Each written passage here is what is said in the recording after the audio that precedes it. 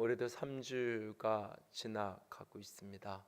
새해를 시작하면서 무엇인가 해보겠다고 결심했던 것들 잘 지켜가고 계신가요? 이 3주라는 기간이 원래 무엇인가를 습관으로 만들기 위한 최소한의 기간이 3주라고 말하는데, 아마 잘 훈련해 오셨다면 조금씩 습관이 되어 가실 겁니다.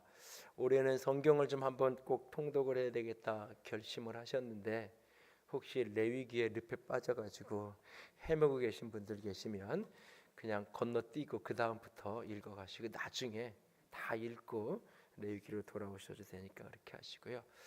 말씀 묵상하고 큐티하는 일들도 힘써 함께 할 수 있기 원합니다. 요즘에 큐티하고 있는 본문이 마태복음 앞부분인데요. 성경을 읽어가다 보면 종종 성경 안에 이렇게 모순처럼 여겨지는 그런 경우들을 종종 만납니다.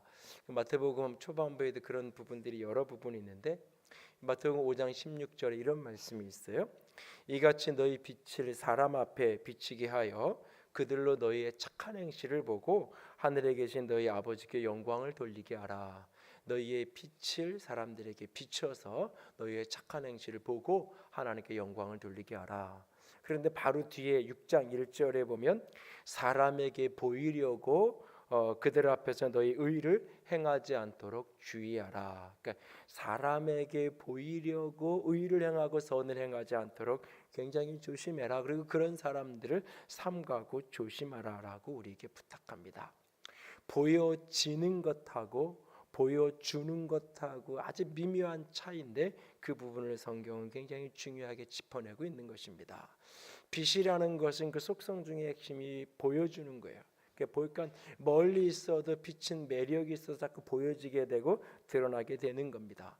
자신의 삶이 빛 가운데 거할 때 그것이 자연스러운 과정을 통해서 주변에 있는 사람들에게 빛으로 보여지는, 그러나 내가 누군가에게 보여주기 위해서 살아가는 것, 그것은 마음에는 없으면서 보여주기 위해서 무엇인가를 할 수도 있고, 내가 아무도 보는 사람이 없을 때는 마음대로 잘 살다가 누군가가 보는 사람이 있으니까 그 사람을 의식해서 보여주기 위해서 무엇인가를 내가 다르게 할 수도 있고, 그 속에는 위선이라는 거짓이라는 요소가 늘 담겨져 있죠. 그리스도인은 거짓된 위선에 보여주기 위한 삶이 아니라 오늘 보여지는 빛으로 살아가는 삶이 자연스럽게 드러나는 그런 인생, 그런 삶을 살아야 할 것입니다. 올 한 해가 누군가에게 보여주기 위해서 힘든데도 형식적이고 의식적이고 위선적으로 묶여 신앙생활하는 여정이 아니라 자연스럽게 은혜 속에서 아름다운 삶을 살아가면서 그것이 보여지는 축복이 있는 저와 여러분의 한 해가 될 수 있기를 원합니다. 그날 예수님은 예루살렘 성전에 앉아 계셨습니다. 며칠 전 예수님은 동일한 성전에 들어가셔서 성전에 매매하는 사람들을 쫓아내기도 하시고, 돈 바꾸는 사람들의 상과 의자를 뒤집어 엎고 집어 던지기도 하셨습니다. 그러면서 만민의 기도하는 집을 강도의 소굴로 만들어 놓았다고 책망하시며 꾸짖으셨습니다. 그런 주님께서 오늘은 그 성전 안에 있는 헌금궤 앞에 헌금함에 대하여 앉아 계십니다. 헤롯에 의해서 재건되어져 있는 예루살렘 성전에는 여인의 뜰이라는 곳이 있고, 그 여인의 뜰에는 13개의 헌금함이 놓여 있었습니다. 대부분의 모양이 양갈랍 나팔 모양으로, 입구는 나팔 모양처럼 좁고 아래쪽은 넓은, 그래서 이렇게 당신의 화폐가 두루 동전이니까 집어넣으면 아래로 내려가서 손을 넣거나 누가 이렇게 꺼내갈 수는 없게끔 그런 식의 구조를 만들어 놓은 헌금함이 13개가 있고, 각각의 헌금함마다 헌금 명목이 그 속에 구별되어 있는 모습을 보게 됩니다. 여인의 뜰이라고 불려지지만 여자들만 들어갈 수 있는 것이 아니라 많은 이방인들, 남자들이 자유롭게 오갔고, 특별히 유대인들 중에는 이제 여자들만 더 안쪽으로 들어갈 수는 없어서 그랬던 것이죠.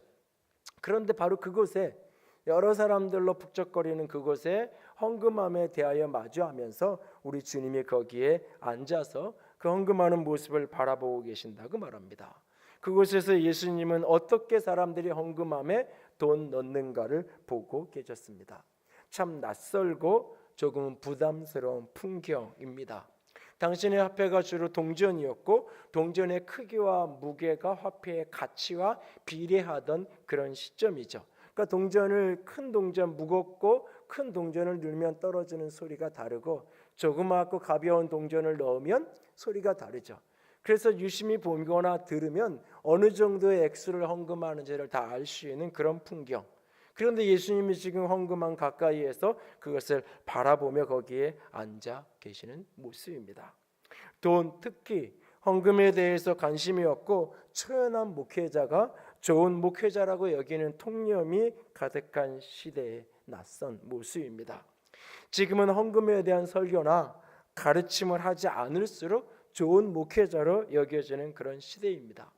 성도들만 그런 게 아닙니다. 목회자들도 나는 헌금, 특히 11조 헌금을 한 번도 한 적이 없어 라는 말을 자랑하듯이 이야기합니다. 또 성도들은 이런 이야기를 쉽게 합니다. 우리 목사님은 설교할 때마다 헌금을 강조하신다고. 설교의 은혜를 한참 받다가도 결론은 결국 헌금 강조여서 시험에 빠지게 되고 신앙에 회의를 든다고 하면서 투덜거리는 이야기를 듣기도 합니다. 그런데 지금 예수님은 그 헌금함을 마주하면서 그 헌금함에 돈을 어떻게 넣는가 하는 것을 유심히 살펴보고 계십니다. 예수님은 거기에 그렇게 왜 앉아 계신 것일까요? 예수님이 그 모습을 보면서 보기 원하셨던 것은 무엇이었을까요? 드림세트를 예절을 하면서 예배 순서에 대한 고민이 잠깐 있었습니다. 특별히 헌금 순서에 대해서 몇몇 분들이 이 헌금을 계속해서 이렇게 헌금 바구니를 돌리는 식으로 할 거냐고 묻기도 했습니다. 그래서 엎드려 어떻게 하는 게 좋을까 하나님께 물으며 묵상하는 시간을 가졌던 기억이 있습니다. 일반적인 다수의 교회들에서 출입구에 헌금함을 놓고 자유롭게 헌금하게 하는 방법, 그렇게 하면 현실적으로 예배 시간을 5분 정도 줄일 수 있는, 게 제일 매력적인데 저한테는 5분 정도 줄일 수 있는 요소가 발생을 합니다. 그리고 이제 이 많은 사람들에게 헌금에 대한 거부감이나 부담감을 줄여줄 수 있다는 생각, 그래서 가볍게 생각하면서 헌금함을 사용하도록 하는 것으로 하려고 마음의 결정을 했지만 마음속에서 계속 기도할 때마다 걸림이 있었습니다. 처음 교회를 시작할 때 헌금을 어떻게 하는 게 좋을까라는 생각 속에 그때 가졌던 마음이 두 가지입니다. 하나는 헌금은 철저하게 사람들에게 보여주기 위한 것이 되어서는 안 된다. 그래서 그것의 상징적인 표현으로 주보의 헌금자 목록이 기록되는 것, 삭제하는 것, 이것부터 시작하자라고 하는 것이 하나였고, 또 하나는 헌금이 예배 안에서 드려지는, 예배의 하나로서 드려지는 것이 되도록 해야 된다라는 생각에 주보에서 헌금자 명단을 빼고 그리고 예배 안에서 헌금 바구니를 사용해서 헌금하도록 그렇게 했습니다. 그런데 약간의 시간을 단축할 수 있고 거부감을 조금 줄일 수 있다는 이유로 이것을 바꾼다는 것이 마음에 흔쾌하지 않았습니다. 그래서 성경을 뒤져가기 시작했습니다. 성경 안에 헌금에 대해서 언급되어진 신구약 본문들을 펼쳐놓고 찾아놓고 묵상을 해가기 시작했습니다. 그래도 어느 날 제 눈에 마치 처음 보는 말씀처럼 다가온 게 오늘 본문 41절입니다. 가난한 과부가 두 냅돈을 즐거이 헌금했다라는 이야기는 익숙한 이야기입니다. 그러나 이 41절의 이 모습은 굉장히 낯선, 처음 성경에서 대하는 것 같았습니다. 예수님께서 헌금함에 대하여 앉으셔서 무리가 어떻게 헌금함에 돈 넣는가를 보셨다라고 하는 말씀. 예수님이 헌금을 어떻게 하는지를 앉아서 보고 계신다. 꼭 집어서 본문은 돈을 어떻게 넣는가를 보고 계셨다라고까지 언급을 하고 있어요. 헌금은 분명 누군가에게 보여주기 위한 것이 되어서는 결코 안 됩니다. 그러나 헌금을 통해 우리는 많은 것이 보여지게 됩니다. 헌금을 통해서 우리의 신앙의 중심이 어떤 모습인지를 결국 드러나고 보여지는 경우가 참 많습니다. 그래서 주님은 오늘 헌금함에 대하여 앉으셔서 그 헌금함의 돈을 어떻게 넣는가를 보고 계신 것입니다. 이런 깨달음 속에서 그냥 예배 순서 안에 계속 헌금하는 순서를 넣어두어야 되겠다 생각을 하고 그렇게 하도록 했습니다. 그리고는 이 말씀을 한 번은 설교 시간에 나누어야 되겠다라고 생각했지만 계속 머뭇거림이 제 속에 있었습니다. 드림센터로 이전을 하고 아파트 입주를 하고 교회를 이렇게 방문하며 둘러보려고 오는 분들이 계신데 그런 분들에게 헌금 설교는 방해거리가 되지 않을까라는 생각, 이런저런 생각 속에서 머뭇머뭇하면서 시간을 보내왔습니다. 그러나 정직하게 제 내면을 들여다볼 때 그것은 믿음이 약한 사람들을 위한 배려도 아니고 교회를 둘러보려는 분들에 대한 배려도 아니었습니다. 사실은 제 이미지를 잘 관리하고 싶었을 뿐입니다. 건축하고 재정적인 압박 때문에 헌금 설교를 한다는 오해를, 불필요한 오해를 받고 싶지 않았습니다. 그냥 돈 이야기, 헌금 이야기 그런 것은 잘 하지 않는 그냥 신사적이고 고상한 그런 목회자로 기억되고 그냥 그렇게 남아있고 싶은 제 지극히 이기적인 동기가 이 설교를 하지 못하게 하는구나라는 생각, 그 속에서 하나님 앞에 나름대로 책망과 깨달음을 하면서 느끼면서 이것을 가르치고 이야기하지 않는 것은 어떤 의미에서 직무유기일 수도 있다는 생각을 하게 됩니다. 오늘 주의 책망을 가슴으로 음성으로 들으면서 오늘 이 말씀을 같이 나누려고 합니다. 본문을 통해 참된 헌금 생활에 회복되는 은혜가 있기를 원합니다. 주님 앞에 온전한 11조 생활이 이루어지는 축복이 있기를 원합니다. 헌금, 특히 11조를 드리면서 주님은 무엇을 보는 것일까요? 그날 사람들이 헌금함에 돈 넣는 그 모습을 보면서 주님은 무엇을 보고 싶었던 것일까요? 오늘 우리가 헌금하는 모습 속에 결국 무엇이 주님께 보여지게 되는 것일까요? 첫 번째는 주님은 우리의 헌금 생활에서 사랑의 신뢰가 있는가를 보고 계십니다. 하나님의 사랑을 내가 얼마나 신뢰하고 있는가? 사랑하시는 선하신 그분께서 내 모든 필요를 공급하심에 대한 믿음이 내 안에 있는가? 주님은 그것을 보고 계시고 그것을 확인하고 계신 것입니다. 헌금은 나를 향한 하나님의 사랑에 대한 신뢰입니다. 내 모든 필요를 주님께서 아시고 주님이 채우시고 주님이 공급하신다는 그 믿음이 우리로 하여금 헌금을 드리게 하는 것입니다.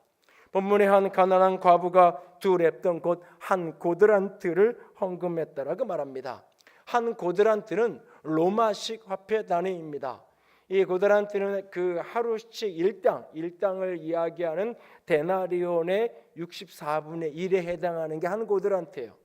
그러니까 하루 일당이 64,000원으로 계산하면 한 고드란트가 1,000원 정도입니다. 렙돈은 이 고드란트의 반, 2분의 1에 해당하는 게 한 렙돈의 금액이에요. 그러니까 두 렙돈을 헌금했다는 것을 현대 가치를 보면 대략 1,2천원 정도의 지극히 작은 금액입니다. 그런데 이 작은 돈이 과부에게는 전부였다고 말씀하십니다. 44절에 과부는 그 가난한 중에 자기의 모든 소유 생활비 전부를 그 헌금함에 넣었다라고 말씀합니다. 헌금에 대해서 고민하고 갈등해 본 분들은 다 아십니다. 수입이 많다고 해서 헌금하는 것이 결코 쉬운 것이 아닙니다. 그러나 수입이 너무 적은 절박한 상황에서는 더더군다나 헌금하는 것이 어렵습니다. 구차한 형편 속에서 생활비 전부를 헌금한다는 것, 그것은 참으로 어려운 일입니다.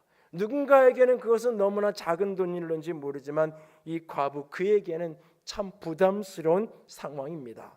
이 상황 속에서 그는 자신의 전부를 내어드렸습니다. 전부를 드리는 그의 마음은 어떤 마음이었을까요?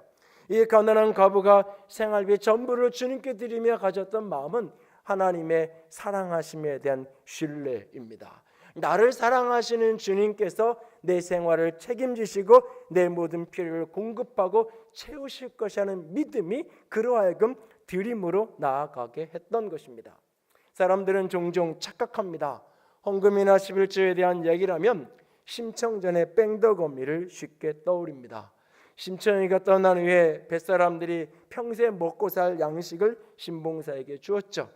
그런데 마음씨 고약한 뺑덕어미가 그 사실을 알고는 의도적으로 접근을 해서 신봉사랑 한 집에 살면서 야금야금 신봉사의 재물을 쓰기 시작합니다. 결국은 재물을 다 탕진해버리고 바닥나고 신봉사는 부끄러워서 마을을 떠나게 되죠. 안 그래도 살기 힘든 세상, 보태주지는 못할 망정 야금야금 내 돈만 가져다 쓰는 그게 하나님. 아니, 적어도 하나님은 그런 분은 아닌데 교회는 목회자들은 그런 사람인 것 같은. 그래서 헌금에 대한 설교가 불편하고 11조에 대한 성경의 말씀을 애써 외면하려고 합니다. 그러나 우리 주님은 결코 그런 분이 아닙니다. 주님은 우리를 사랑하셔서 스스로 가난한 자가 되심으로 우리를 부유함으로 이끌어 가시는 분이 바로 나의 주님입니다. 고린도후서 8장 9절 말씀 다 함께 읽습니다. 우리 주 예수 그리스도의 은혜를 너희가 알거니와 부요하신 이로써 너희를 위하여 가난하게 되심은 그의 가난함으로 말미암아 너희를 부요하게 하려 하심이라. 아이들에게 11주 훈련을 시켜야 됐을 때 이 11주 했냐라고 물었더니 한 아이는 이렇게 얘기합니다. 아빠 1,000원인데 그걸 꼭 11조로 해야 돼요? 11조 따지면 1,000원밖에 안 되는데 그냥 나중에 명절 때나 이럴 때 세뱃돈을 받거나 그럴 때 좀 이렇게 액수가 커질 때 그때 할게요. 한 아이는 1,000원인데 그것도 해야 되나요? 그래서요 그냥 10,000원을 해버렸어요. 그러더라고요. 제가 가끔 아이의 지갑을 열어봅니다. 누구의 지갑에 제가 돈을 채워 넣을 것 같습니까? 하나님은 우리가 넉넉하게 사는 꼴을 보지 못하는 뺑덕어미와 같은 분이 아닙니다.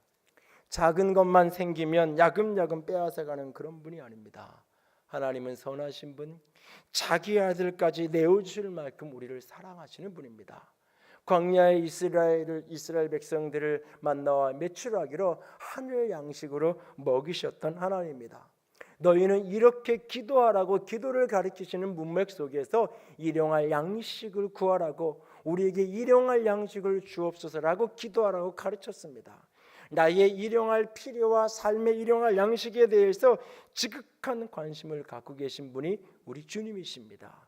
그 선하신 분, 그 나를 향한 하나님의 사랑, 그 하나님의 사랑으로 내 필요를 채우시고 공급하실 것이라는 믿음의 신뢰, 그것이 바로 헌금으로 표현되는 것입니다. 부자라서 헌금을 하거나 11조를 하는 게 결코 아닙니다. 극한 가난 가운데서 얼마든지 풍성한 헌금을 하며 살아갈 수 있습니다. 하나님의 사랑을 신뢰하고 그분의 공급하심을 믿는 그 믿음이 드림을 통해 표현되고 드러나는 것입니다. 역대하 29장 14절에 다윗이 이스라엘 백성들이 하나님께 넘치게 헌금을 하는 모습을 보면서 이런 감격스러운 고백을 하는 장면이 나옵니다. 역대하 29장 14절 다 함께 읽습니다. 나와 내 백성이 무엇이기에 이처럼 즐거운 마음으로 들을 힘이 있었나이까.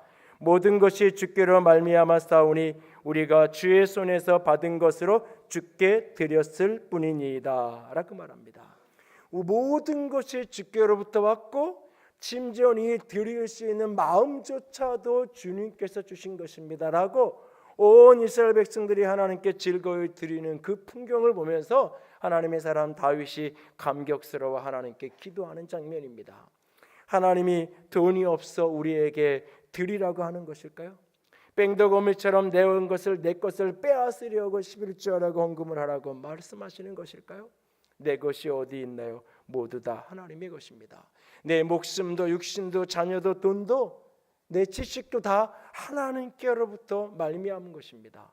그 중에 내가 10의 1을 드린다는 것은 날마다 내 삶의 주권이 주님께 있음을 믿는 것입니다. 주님께서 이 모든 것을 공급하셨고 앞으로도 내 인생의 모든 필요를 주님께서 공급하실 것을 믿는 믿음의 고백이 하나님께 향한 드림입니다. 그래서 내가 하나님 앞에 온전한 11조라고 드리지 않는다는 것은 하나님께서 공급하신다는 것을 믿지 못하는 것이고 나의 미래에 그분께서 나를 공급하셨다는 것을 신뢰하지 못하는 하나님의 복을 스스로 때로는 거절하는 그런 모습일 수 있는 거예요. 정직하게 헌신된 마음으로 헌금과 11조를 드릴 때 물질의 복을 주시는 것이 맞습니다. 그러나 처음부터 하나님의 사랑을 신뢰하지 못하고 처음부터 하나님의 주권을 온전히 믿지 않는다면 그 사람에게 아무리 돈이 많아진들 그것이 진짜 그 사람에게 복일까요? 내게 주신 것이 적을 때에도 하나님의 주권을 인정하고 하나님의 사랑을 인정하며 감사할 줄 아는 사람, 안 주셔도 그 속에 있는 하나님의 선하심을 믿고 하나님의 공급하심을 믿음으로 기대하며 바라보는 사람, 그 사람이 이미 복 있는 사람입니다. 그 사람의 신앙의 고백으로 주님께 드림이 되어 나아갈 때 주님께서 영광으로 채우시고 공급하여 주실 것입니다. 지난 송년 예배 때 평생 가난하고 무능한 목사로 은퇴하신 아버지를 바라보며 마흔이 된 아들이 쓴 편지의 내용 일부를 소개해 드렸습니다. 편지 가운데는 아들이 눈에 비친 가난했던 아버지, 가난했던 어린 시절에 대한 여러 편림들이 언급되어 있습니다. 특히 극심한 가난 속에서 둘째 아들이 돌이 되기 몇 달 전부터 원인 불명의 설사병으로 3개월 이상을 고생을 하고 탈수와 영양실조로 죽음 직전에 병원을 가도 대책이 없는 그 상황 속에서 마지막이라는 심정으로 결혼 예물에서부터 자신의 전 재산을 주님께 온전히 내어드리고 눈물로 기도하시던 아버지, 그 기도의 응답인 바로 자기 자신 둘째 아들이 오늘 내가 여기에 서 있다고 고백하면서 아버지에 대한 이런 간증을 이어갑니다. 은퇴하시면서도 교회에서 빈손으로 나오시면서 헌금을 더하지 못해서 죄스러워하시는 가난 전문가인 우리 아버지, 퇴직 적립금 중간에 정산하셔서 전액을 헌금하신 우리 아버지, 결혼 후 이제까지 40년간 추수감사 헌금은 무조건 한 달씩 전액을 바치셨던 무모한 우리 아버지, 어린 시절 철없이 하나님께 30배, 60배, 100배 열매를 주신다고 하셨으니 내가 어른이 되면 아버지보다 30배, 60배, 100배로 돈을 더 벌게 해주세요라고 어이없이 당돌하게 기도한 나에게 그 기도를 넘치도록 이루어 주시는 하나님은 아마도 나의 기도가 아니라 아버지의 기도에 응답하신 것 같다. 지금 형은 세계 1위라고 하는 S전자 책임연구원이 되었고 나는 전문의가 되어서 병원을 개원하였고 동생은 한의사가 되었다. 세 명이 지금의 모습이 되기까지 수많은 우여곡절이 있었는데 지금 생각해 보니 어느 것 하나 하나님의 역사하심이 아닌 것이 없다. 아마 이제껏 가난하게 사신 아버지를 잘 모시라는 하나님의 뜻인 것 같다. 아버지에게 축복하시면 또 바치고 가난하게 지내실 것 같으니까 아들에게 맡기셔서 아버지를 돌보라는 하나님의 센스가 아닐까 싶다.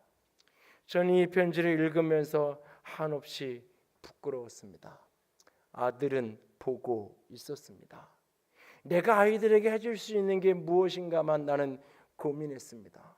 그러나 하나님이 그 아이들을 채우니까 그 아이들이 아버지를 돌보는, 은퇴하면서 교회가 목회자의 은퇴 이유를 책임지고 그것 때문에 걱정하고 논란거리가 가득한 시대 속에서 자녀들이 충분히 책임지고 돌볼 수 있을 만큼 하나님이 그 자녀들을 이끌어 가시는 모습 앞에 한없이 제 안에 부끄러움이 다가왔습니다.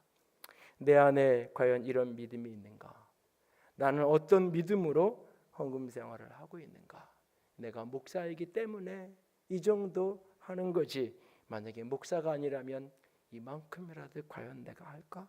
내 자신을 정직하게 그 편지 앞에서 점검하고 돌아보는 시간이었습니다. 하나님의 사랑하심을 중심으로 신뢰하십니까? 모든 것이 하나님께 것이고 하나님께로부터 왔고 그 하나님이 이미 나를 공급하셨고 또 이후에도 공급하실 것을 진심으로 믿으십니까? 그렇다면 온전한 드림이 되십시오. 두 번째로 주님께서 오늘 이 헌금하는 이 풍경에서 보시기 원하셨던 것은 가치의 전복이 있는가라고 하는 것입니다. 나의 최고의 가치는 누구인가 하는 것을 주님께서 보고 싶으셨던 것입니다. 전복이라고 하니까는 맛있는 해산물 전복을 이야기하는 게 아니라 이게 꼭대기 전자에 뒤집힐 복자, 그래서 이렇게 앞뒤가 완전히 뒤집어 엎은 그런 모습을 이야기하는 거죠. 헌금 속에는 세상의 가치를 전복시키는 뒤집어 엎는 고백이 그 속에 있습니다. 오늘 본문의 풍경을 보면 여러 부자가 한 명의 부자가 아니라 여러 부자들이 지나가면서 많은 물질을, 많은 돈을 헌금함에 넣는 풍경입니다. 부자라고 해서 헌금하는 것이 결코 쉬운 것이 아닙니다. 부자가 부자답게 넉넉하게 하는 것 참으로 귀한 일입니다. 그런데 오늘 2렙돈밖에 안 되는 지극히 작은 것을 드렸던 이 여인의 이 과부의 헌금을 보시면서 주님은 다른 모든 사람보다 이 여인이 더 많이 했다라고 말하고 있어요. 우리가 갖고 있는 일반적 재정의 가치를 뒤집어 엎는 거예요. 액수가 많으면 공이 하나라도 더 붙어 있으면 더 많은 것이라고 우리는 생각하는데 하나님은 그것이 아니라고 말씀하고 있는 것입니다. 거기에 담겨져 있는 마음의 무게, 거기에 담겨져 있는 삶의 무게를 따라 그것이 더 많은 것을 드렸다라고 말씀하고 계십니다. 우리의 생각과 하나님의 생각이 땅과 하늘이 다 차원이 다른 것처럼 그렇게 생각이 다르다라고 말씀합니다. 현대사회는 돈이 무소불위의 힘을 발휘하는 시대입니다. 가치도, 이념도, 공동체도, 인간관계도 그 모든 것도 돈의 문제 앞에서는 너무너무나 무력하기만 한 시대 속에 우리는 살아가고 있습니다. 돈이 절대적 가치를 행사하는 이런 시대에 내가 헌금을 한다는 것, 특별히 11조를 한다는 것은 하나님이 내 인생의 주인임을 고백하고 이 돈보다 하나님의 주님이 내게 더 가치 있고 소중한 분입니다라는 믿음의 고백입니다. 하나님과 재물을 동시에 겸해서 섬길 수 없다라고 하시는 말씀 속에서 내 보물이 있는 곳에 내 마음이 있다라고 주님은 말씀하셨습니다. 바울은 디모데에게 부탁하면서 교회 가운데 재정이 있는 사람, 부유한 사람들을 너희가 이렇게 가르치고 양육해라고 하면서 디모데전서 6장 17절에 이렇게 말씀합니다. 같이 읽습니다. 내가 이 세대에서 부한 자들을 명하여 마음을 높이지 말고 정함이 없는 재물에 소망을 두지 말고 오직 우리에게 모든 것을 후히 주사 누리게 하시는 하나님께 두며, 정함이 없는 덧없는 재물에 소망을 두고 살아가지 말고 후히 주시고 누리게 하시는 하나님께 소망을 두도록 그 소망하는 법을 사람들에게 훈련시키고 가르치라고 우리에게 말씀합니다. 종교개혁자 깔뱅은 우리의 문제는 돈에 대해서 많이 이야기하는 것에 있지 않다. 우리의 문제는 그것이 아니라 돈에 대해서 바르게 이야기하지 않는 것이라고 했습니다.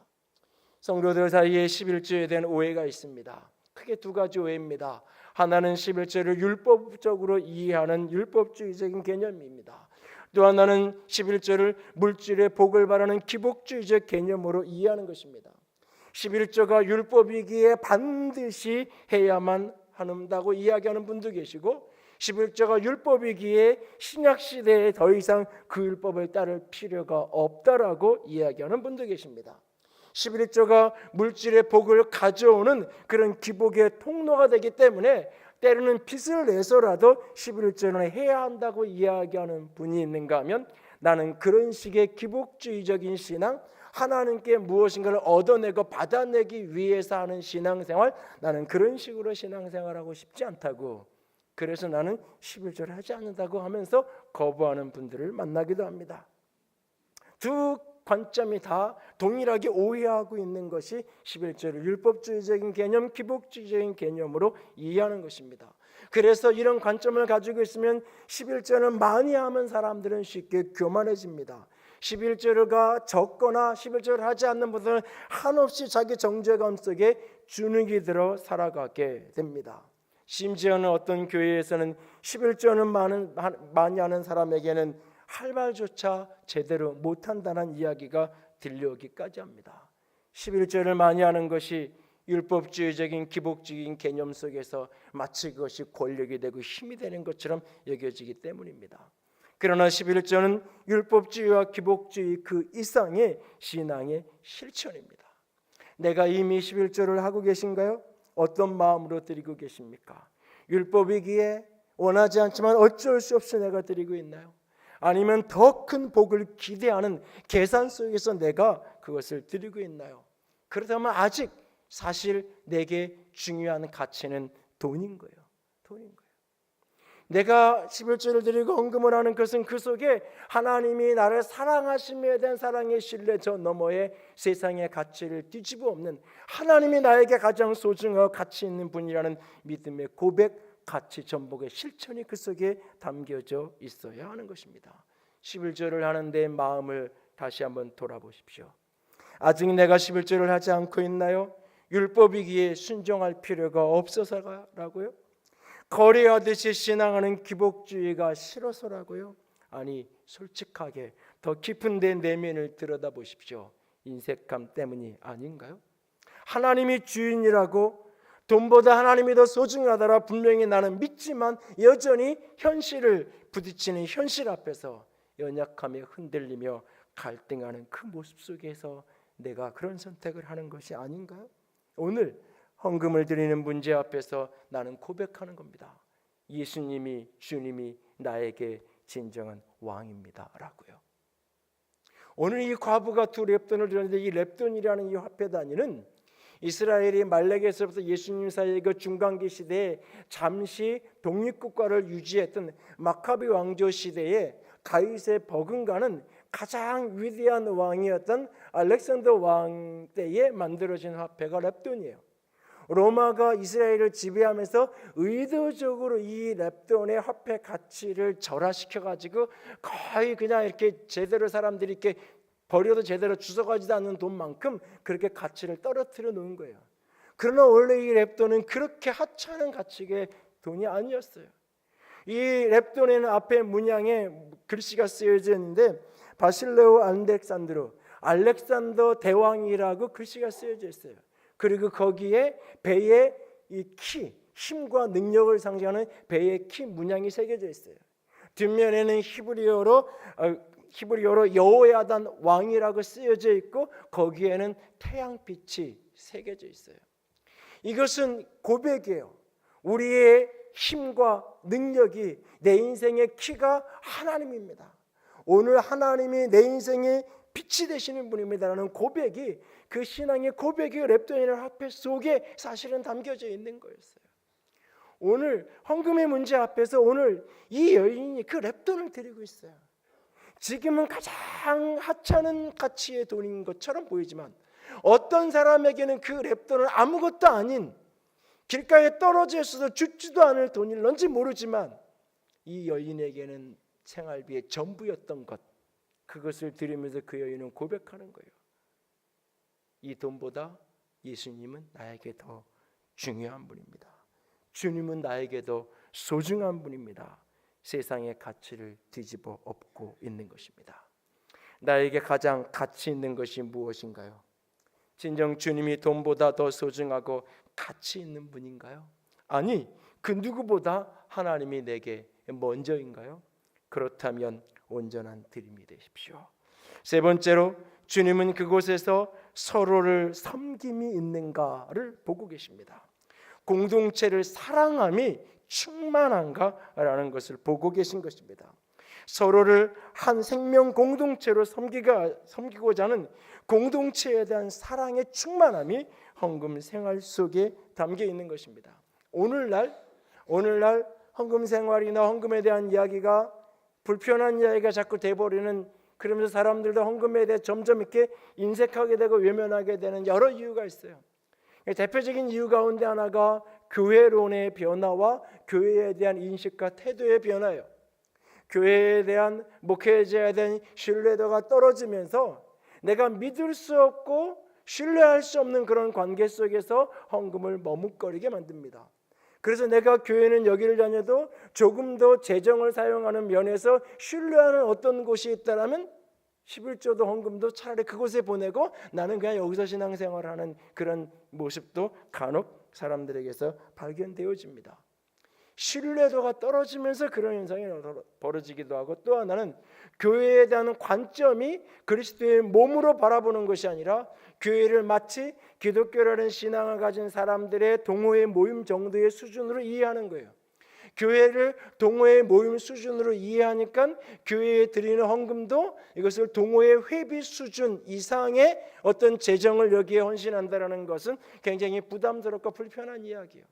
내가 교회를 동호회 정도로 바라보고 있으니까 동호회 회비 정도 수준의 재정적인 부담을, 내가 책임을 함께 지면서 걸어간다고 생각하는 거예요.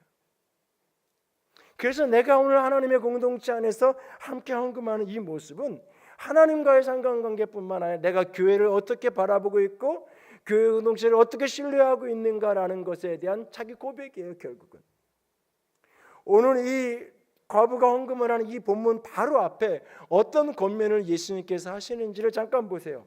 38절에서 40절 말씀 다 함께 읽습니다.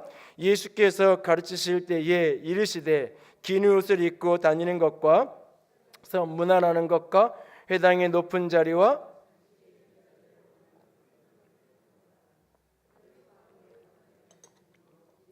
길게 기도하는 자니 그 받는 판결이 더욱 중하리라 하시니라. 과부에 드린 생활비 전부의 헌금을 바로 이런 서기관들, 이런 종교 지도자들에 의해 그것이 집행되어질 것입니다.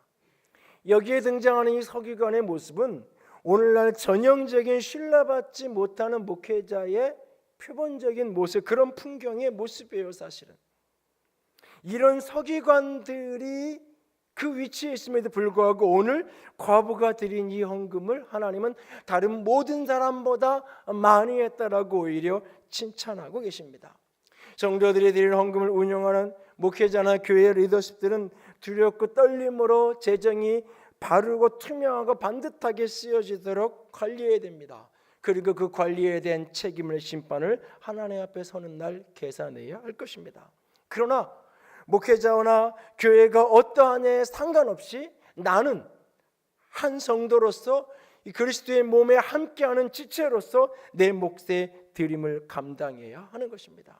여러 가지 불편함이 있고 연약함이 있고 흠이 있음에도 불구하고 여전히 교회는 그리스도의 몸이기에 그 몸에 대한 사랑의 헌신으로 우리는 드림이 되는 것입니다. 후한 연보는 하나님을 향한 드림인 동시에 성도를 향한 섬김이었다고 말합니다. 빌립보 교회 성도들이 바울의 선교사역을 도우며 바울을 풍성하게 후원했던 것을 하나님의 향기로운, 하나님이 받으시는 향기로운 제물이고 하나님을 기쁘시게 한 것이라고 말씀하고 있습니다. 구약 성경의 11조는 레위인들의 생활을 위한 필요로 사용되었고 가난한 과부와 고아와 같은 연약한 사람들을 향한 나눔으로 사용되었고 사람들이 모이는 성회로 절기로 모이는 축제와 그 제사와 잔치를 운영하는 집행하는 용도로 사용되어진 것을 보게 됩니다. 분명하게 하나님께 드린 거예요. 그런데 그것을 사용하는 것은 공동체가 사용을 하죠. 그래서 이 속에는 하나님의 공급하심과 사랑하심과 하나님의 가장 소중한 분이라는 믿음의 고백과 사랑의 헌신이 담겨 있는 동시에 공동체에 대한 사랑과 섬김이 그 속에 함께 어우러져 있는 겁니다. 그래서 이 하나님을 향한 믿음이 잃어버려지면 헌금 생활이 깨지게 되어 있고 공동체에 대한 사랑과 공동체에 대한 신뢰가 흔들리고 교회관이 흔들리기 시작하면 결국 헌금 생활도 같이 무너지게 되어 있는 거예요. 어느 흑인 교회 목사님이 열정적으로 이렇게 설교를 하셨다 그래요. 여러분, 오늘의 교회는 주저앉아 있습니다. 이제 교회는 일어나 걸어야 합니다. 이 흑인 교회 교인들이 이렇게 설교할 때 주고받는 식의 반응을 할 때가 많은데 회중들이 큰 소리로 소리칩니다. 맞습니다. 일어나 걸어야 합니다. 걷는 것으로 충분하지 않습니다. 오늘날 복음화의 과제는 너무나 긴박합니다. 그래서 교회는 달려야 합니다. 맞습니다. 달려야 합니다. 세상은 너무나 넓습니다. 열방 중에 복음을 선포하기 위해서는 교회는 날아가야 할 필요가 있습니다. 예, 맞습니다. 교회는 날아가야 합니다. 날아가도록 합시다. 여러분, 이런 선교의 과제를 달성하기 위해서 우리에게 재정이 필요합니다. 우리 모두 구체적으로 헌신합시다. 아무도 얘기하지 않습니다. 침묵의 끝자락에 한 성도가 침묵을 깨며 이렇게 얘기합니다. 우리 교회라 하여금 그냥 다시 걸어가게 합시다. 혹시 내 안에 이런 태도가 있지 않나요? 지난 주 중에 소식 하나를 듣고 참 마음이 복잡했습니다. 서대문 교회에 있는 한 교회에서 새로운 담임 목사님을 찾았습니다. 자기 건물을 가진 교회지만 교인 수는 그리 많지 않 70여 명으로 알려져 있습니다. 최종적으로 A 목사와 B 목사가 후보가 되어서 결선 투표를 하게 되었습니다. 투표권을 가진 교인들 사이에서는 A 목사에게 마음이 기울어지는 형국이었습니다. 이런 형편을 감지한 청빙위원장 장로님이 결선 투표 직전에 이런 이야기를 했다고 합니다. A 목사는 B 목사에 비해 젊습니다. 더군다나 아직 어린 자녀가 3명이나 있습니다. 우리 교회는 A 목사를 감당할 만큼 재정 능력이 없습니다. 무슨 얘기예요? A 목사를 뽑으면 교회 재정이 압박을 받게 될 것이고 결국은 헌금을 더 많이 해야 될 것이라는 취지의 이야기입니다. 결국 투표의 결과 B 목사가 뽑혔습니다. B 목사는 공직 생활을 오래 했기에 국가에서 나오는 연금도 받으니 교회의 부담은 그만큼 적을 수 있었던 상황일 겁니다. 문제는 누가 더 신실하고 누가 더 인품이 나으냐, 그 문제를 이야기하고 싶은 것이 아닙니다. 어떻게 교회에서 가장 중요한 문제를 결정하는, 심지어는 담임 목사를 청빙하는 투표를 하는 그 상황 속에서도 첫 번째 우선순위가 교회의 핵심 리더라고 하는 분이 앞에 나가 어떻게 그런 식의 이야기를 할 수 있는지, 그리고 그 이야기에 따라서 사람들은 투표권을 행사하고 그런 결과가 나올 수 있었는지, 이걸 어떻게 이해하고 어떻게 받아들여야 되는가 라고 하는 부분에서 이 짧은 이야기를 들으며 참 많은 생각을 했습니다. 어제 국민일보 또 신문에는 요즘의 젊은 2030 세대들이 자신이 다니는 교회에 헌금을 하지 않고 11조를 하지 않고 복지재단이나 선교지나 자기가 하고 싶은 데를 보낸다는 그런 사람들이 많아진다는 풍경을 나와 있는 기사를 보았습니다. 가슴이 아픕니다. 내가 다니는 교회를 신뢰할 수 없어서 재정을 다른 데 내가 헌금을 하고 보내야 된다면 그 교회는 당장 떠나야 합니다. 내가 그 정도의 신뢰를 할 수 없는 교회인데 내가 그 교회를 머물러 있는 이유는 뭘까요? 집에서 가까우니까? 다른 어떤 필요를 채울 수 있으니까? 그러면 이기적인 거잖아요. 진정 내가 신뢰할 수 없다면 신뢰할 수 있는, 우리 교회는 너무 커서 재정에 넘쳐나니까, 그러면 작은 교회로 가면 되잖아요. 재정적으로 어렵고 힘든 작은 교회 가서 내가 봉사하면서 그 교회 재정적으로 헌신하면서 신앙생활 하면 되잖아요. 오늘 우리가 하늘의 교회를 진정 그리스도의 몸으로 이해하고 바라보고 계신가요? 공동체 가운데 함께하는 우리 서로를 진정한 생명의 관계성으로 우리가 이해하면서 살아가고 있나요? 내가 그런 믿음과 시각을 가지고 교회를 바라보고 있다면 오늘 온전한 드림이 회복될 수 있기를 원합니다.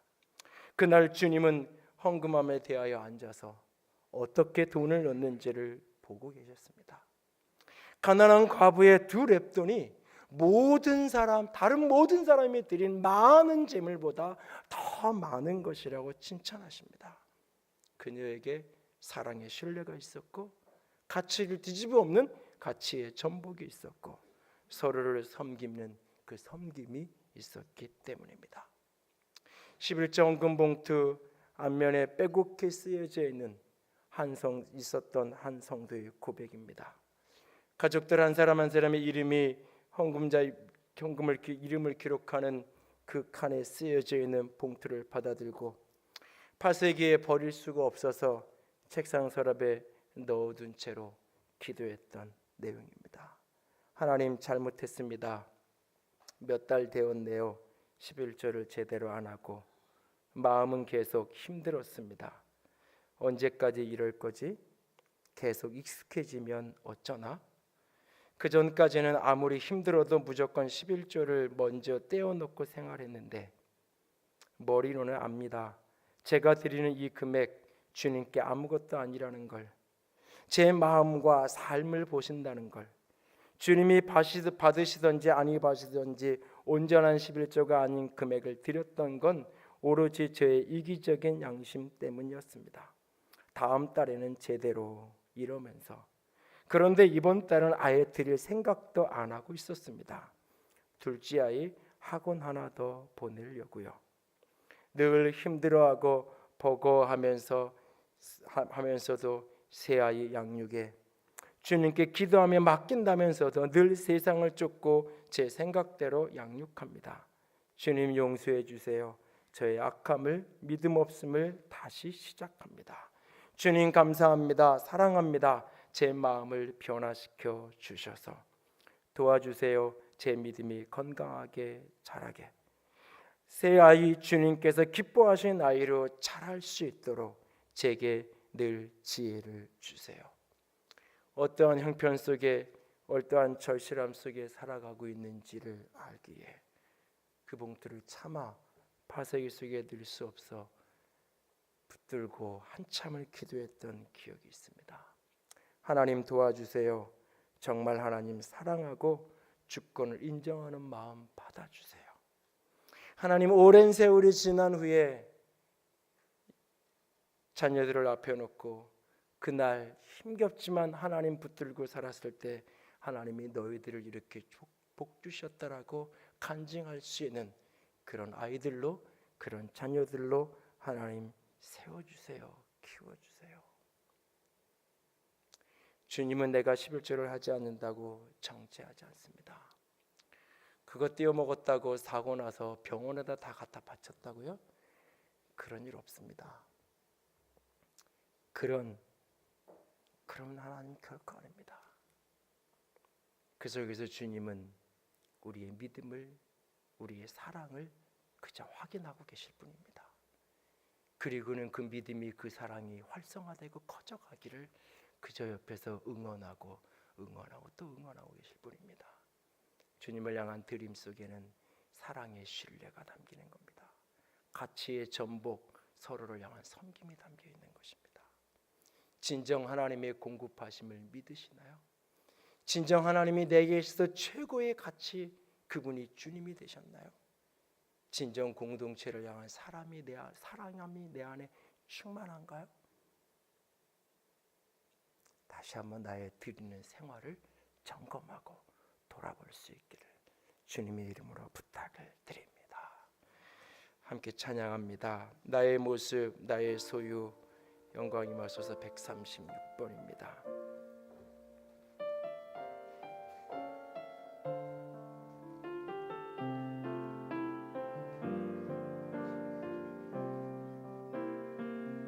나의 모습, 나의 소유, 내 모습, 나의 소유, 주님 앞에 모두 드립니다. 모든 아픔, 모든 기쁨, 내 모든 눈물 받아주소서.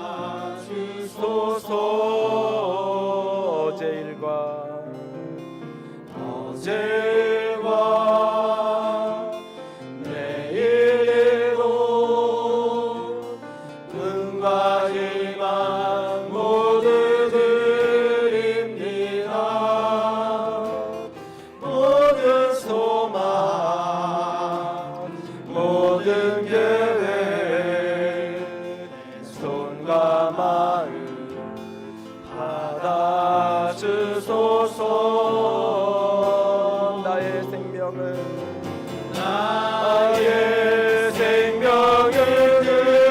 드리니 주 영광 위하여 사용하옵소서. 내가 사는 날도 나의 주를 찬양하며 기쁨의 제물 나를 받아주소서. 한 번 더 고백합니다. 나의 모습, 나의 소유, 나의 소유, 주님 앞에 모두 드립니다. 모든 아픔, 모든 기쁨, 모든 눈물 받아주소서. 나의 생명 영광 위하여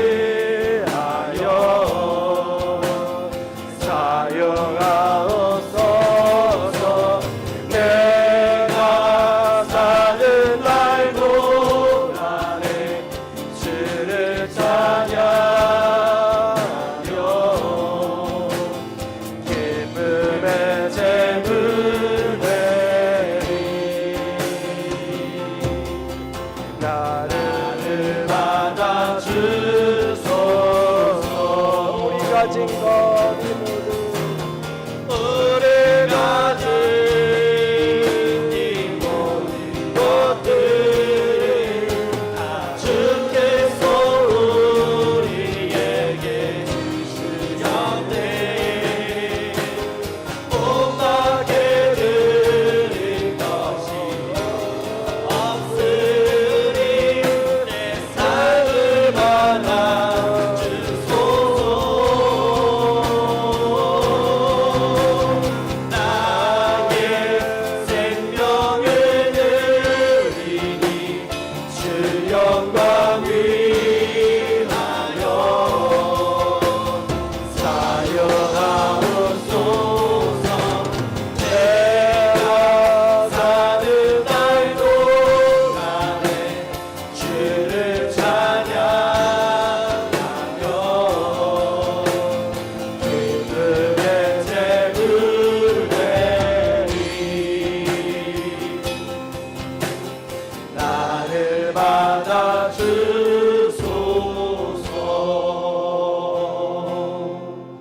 이 시간 같이 기도합니다. 주님, 주님, 믿는데 흔들리는, 주님이 가장 소중한 분인 걸 아는데 흔들리는 내 안의 연약함을 주께 고백합니다. 주님 받아 주시옵소서.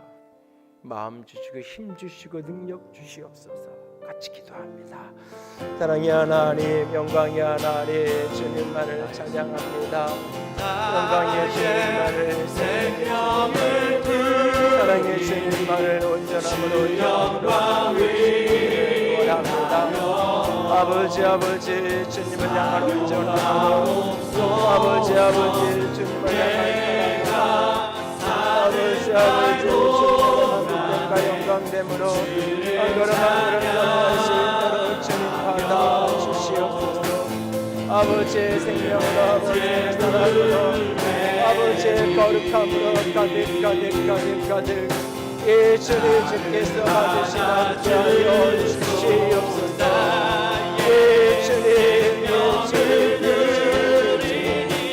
주님 내가 주의 사랑을 신뢰합니다. 세상의 가치를 믿고 기원합니다. 아버지 하나님 공동체를 사랑합니다. 영광으로 생명으로 주로 사랑으로 가득 가득 가득 가득 가득 가득 영광스럽게 하여 주시옵소서. 영광스럽게 하여 주시옵소서.